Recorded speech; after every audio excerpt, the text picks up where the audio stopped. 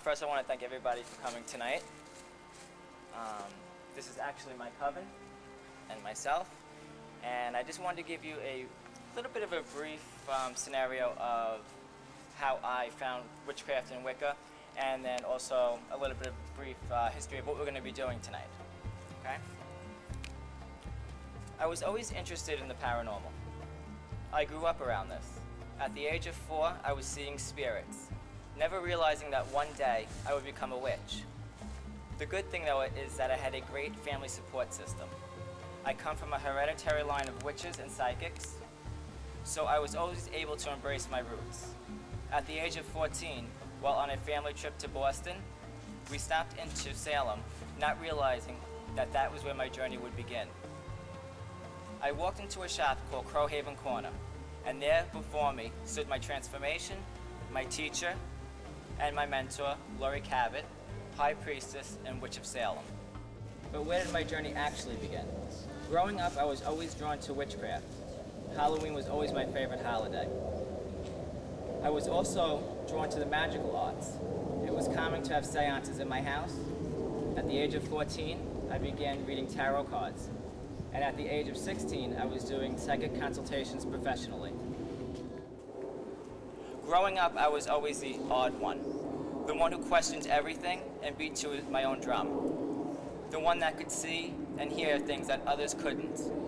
And that made me very different. Even through all the ups and downs, I wouldn't change anything for the world. I feel that every experience that I went through, both good and bad, makes me the witch and man that I am today. I took many workshops and classes.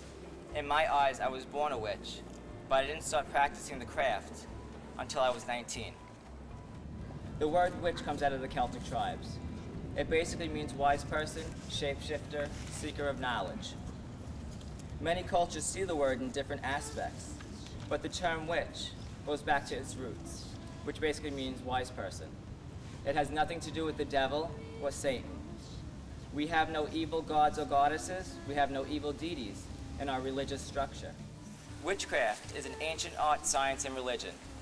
As I stated, we have no Satan. We're an earth-based religion which predates Christianity. We honor nature, we honor the cycles of the year. Our belief system is do it that wilt and it harm none, which basically means we could do whatever we want as long as we don't harm any individual. It's a law of karma. Most times the media portrays witches as ugly old hags who consorts with devils and demons, or makes a pact with the devil in blood, or even eats young children. That is false. We are not green, we don't fly on brooms, and most of us don't cackle. So therefore, real witches are undetectable. Sometimes we are portrayed as evildoers in the media.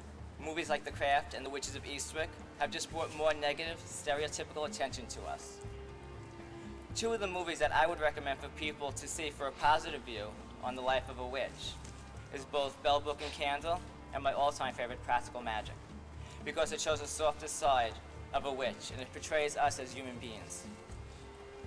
I have been practicing witchcraft for over 20 years. My first experience with witchcraft was watching my mom light incense and candles in the kitchen, not even questioning it. I just knew it felt right. My mother would actually do spells for prosperity and healings, basically for family magic. Having no official training, it just came natural to my mom. And I took her natural abilities and ran with it in a sense, ever hungry for the knowledge behind the actions. Which led me to my mentor, Laurie Cabot, who's brought witchcraft into the 20th century and is teaching it as a science, as long as a religion. I first met Laurie on a family vacation to Boston. We stopped into Salem when I walked into her shop, which is the first witch shop actually, in America, called Crowhaven Corner. I instantly had a magical connection. Laurie started training me in the old ways, boosting my self-esteem and my self-confidence, mentoring me not only as a teacher, but a lifelong friend. To this day, I have to give thanks for my successful career to two very important women in my life. First being my mother, and secondly, Miss Laurie Cabot.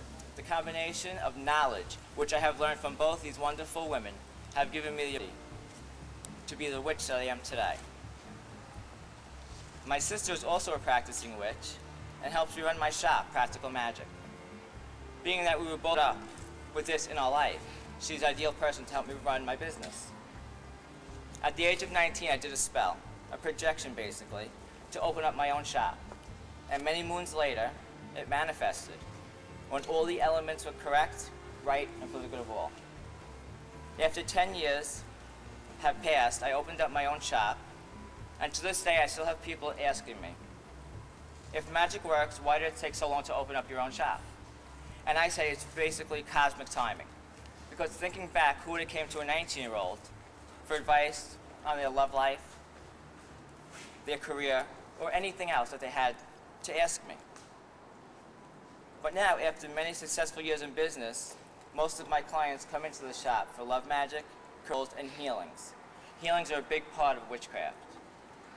We do not practice the dark arts. We believe in a god and a goddess.